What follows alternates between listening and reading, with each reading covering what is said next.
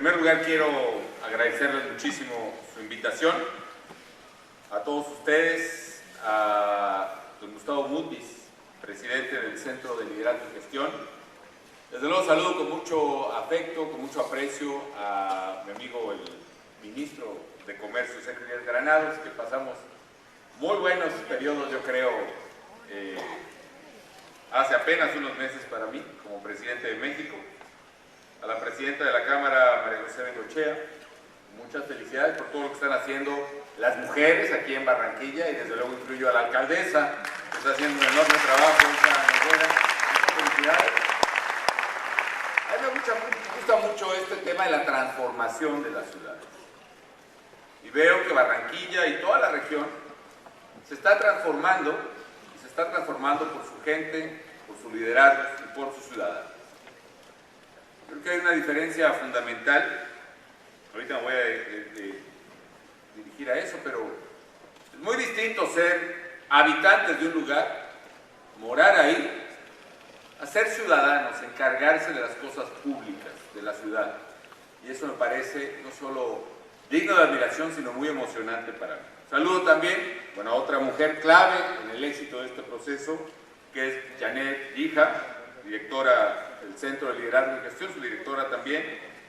Agradezco las palabras de Federico Restrepo, saludo también a Francisco Posada del Erasmo y lo felicito por su compromiso con la comunidad. Y a todos ustedes, amigas y amigos colombianos.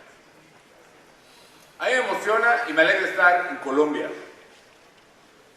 porque a final de cuentas lo sabemos, amigas y amigos, nosotros, los mexicanos y los colombianos, yo diría, todos los latinoamericanos somos hermanos, o primos hermanos, si ustedes quieren.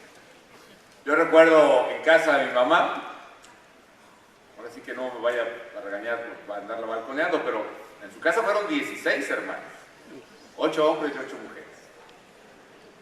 Y recuerdo que hacíamos unas fiestas enormes, que se llamaban las Hinojosadas. Y yo esperaba, como todos mis primos, con mucha ilusión lo que pasaba ahí, porque era cosa de ver y abrazar y saludar a los primos y cantar. Y cada vez que vengo a Colombia, cada vez que piso este suelo bendito de Colombia y de toda Latinoamérica, me siento igual, como cuando encuentras a un primo hermano, como cuando saludas a alguien que piensa como tú, que habla como tú, que cree como tú, que espera como tú, y que es tu propia raza, que es tu propia sangre, que es tu propia fuerza. Así que muchas gracias, porque yo cada vez que vengo a Colombia me siento como en casa y como en familia. Así que están bien metidos en un proceso para levantar el progreso y el desarrollo de su región y del país en general. Cuando me dijeron que eran estos temas, innovación, productividad y competitividad, pienso lo que yo puedo hacer es compartirle lo que vivimos en México, también para impulsar la competitividad del país, con un agravante, que nos tocó hacerlo a mitad de la peor crisis económica que se tenga memoria en el mundo y que México sufrió particularmente. De manera que voy a hablarle rápido cómo enfrentamos la crisis y también qué hicimos para levantar hasta donde fuera posible la competitividad del país, particularmente en un nicho en el que tratamos de focalizarnos, que fue en el sector industrial y de manufacturas en específico. Primero, describo qué es lo que ha pasado en nuestra región, a mi juicio, en los últimos 8 o 10 años, que es básicamente mientras el mundo pasa por la peor crisis que se tenga memoria, en América Latina y en particular en Sudamérica, se está pasando por un momento particularmente importante.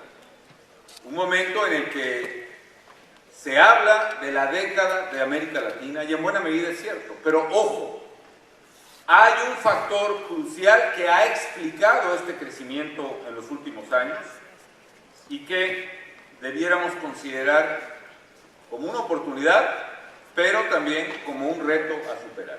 Instrucciones de... lo voy a hacer en la computadora, ¿no? Ok, ya.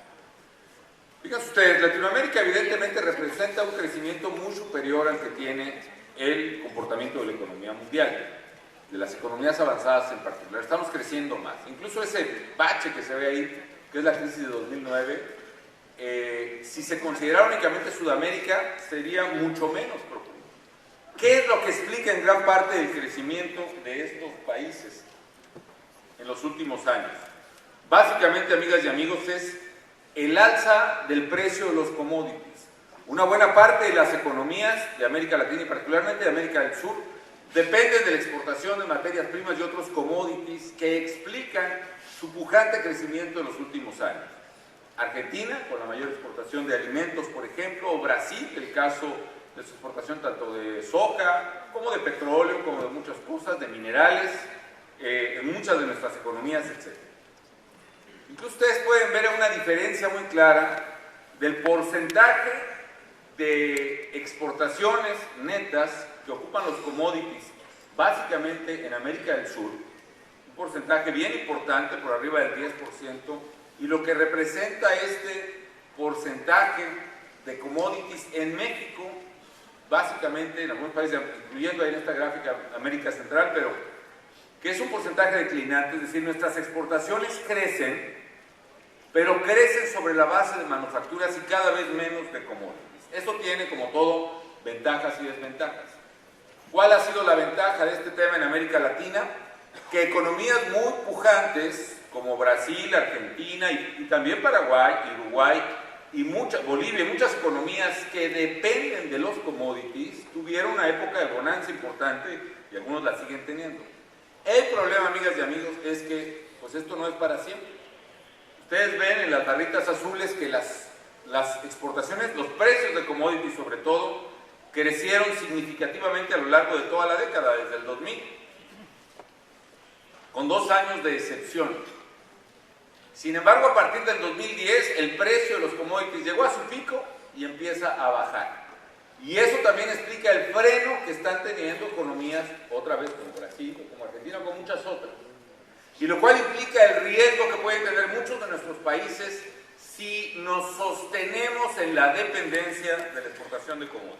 Y esta gráfica de precios de alimentos nada más. Ustedes observan, la gráfica no es muy descriptiva, pero los alimentos llegaron a crecer hasta el 60% por ahí del año 2010. 60% de crecimiento. Claro, quien produce alimentos la pasó muy bien, exportó mucho y creció. Quien no produce alimentos tuvo, por ejemplo, lo que padecieron los países de África del Norte con la llamada primavera árabe. Más allá de que se dice que fue el Facebook o el Twitter o lo que sea, la verdad es que el precio del trigo subió 80% en el norte de África y el precio del pan también, y a la calle. De manera tal, amigas y amigos, que esto ocurrió. Sin embargo, si ustedes observan, y ahí faltaría más una flechita, a partir del 2010 se ha presentado una baja en el precio de los alimentos en general, con lo cual ha frenado mucho de nuestras economías. Este es el momento que yo veo en América Latina y pienso que para poder seguir aprovechando y materializando la década latinoamericana, necesitamos transformar de manera más acelerada nuestras economías. No frenar, no cancelar, al contrario, fortalecer más aún nuestra gran ventaja de exportadores de materias primas y alimentos y petróleo y commodities, pero pasar a una escala distinta de competitividad y producción en nuestras economías, que es donde está la clave de la transformación a la que creo que ustedes están claramente abocados.